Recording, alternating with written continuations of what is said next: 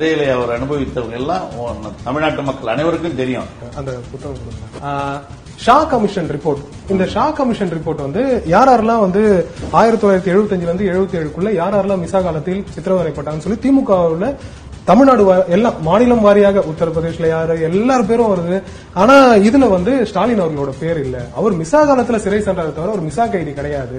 ஏன்னா Shah commission report உங்களுக்கே தெரியும், நீதியரசர் ஷா வந்து யாரெல்லாம் பாதிக்கப்பட்டாங்கன்னு சொல்லி ஒரு நபரையும் இதுல குறிப்பிட்டிருக்காரு. ஆனா ஷா கமிஷன் ரிப்போர்ட்ல மிசா கைதிகள்ல ஸ்டாலின் அவர்களோட பேர்னா அவர் மிசா காலத்தில் கைதானவரை தவிர மிசா கைதி அல்ல. இது நான் இப்பதான் கேள்விப்படுறேன், எனக்கு இதுவரை தெரியல, நான் படிக்கவும் இல்லை. எனக்கு மிசாவில் முதல்வர் ஸ்டாலின் அவர்கள் கைதாகி சிறைக்கு சென்றார் என திமுகவினர் கூறி வரும் நிலையில் அண்மையில் பொன்முடி பங்கேற்ற நேர்காணல் ஒன்றில் ஸ்டாலின் உண்மையில் கைதானாரா என ஆதாரத்தை கேட்டு நெறியாளர் கேள்வி எழுப்பியதும் பொன்முடி அவர்கள் பின்வாங்கியுள்ளார். ஸ்டாலினின் அரசியல் பயணத்தில் மிசாவிற்கு முக்கிய இடம் உண்டு.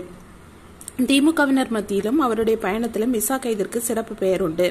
மிசாவில் ஸ்டாலின் கைது செய்யப்பட்டாரா இல்லையா என்பது தொடர்ச்சியாக அதிமுக திமுகவினரிடையே இன்னும் பெரிய விவாதமும் உண்டு.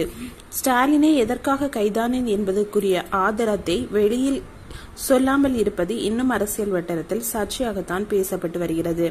மேலும் ஸ்டாலின் மிசாவில் கைதானது பற்றி தனக்கு எதுவும் தெரியாது என பொன்முடி கூறியதால் தான் இந்த பிரச்சனை இன்னும் பூதாகரமாக வெடித்துள்ளது.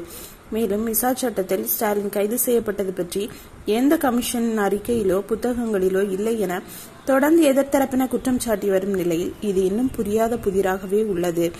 இஸ்மாயில் கமிஷன், ஷா கமிஷன், செலியன் எழுதிய மிசா பற்றிய புத்தகத்தில் ஸ்டாலின் பற்றி எதுவும் குறிப்பிடப்படாதது ஏன் என இதற்கு முதல்வர் விளக்கம் அளிக்க வேண்டும் என எதிர்த்தரப்பினர் குற்றம் சாட்டி வரும் நிலையில் மிசாவையே பார்த்தவர்கள் நாங்கள் என தொடர்ச்சியாக முதல்வர் ஸ்டாலின் பொதுக்கூட்ட மேடைகளில் பேசி வருகிறார்.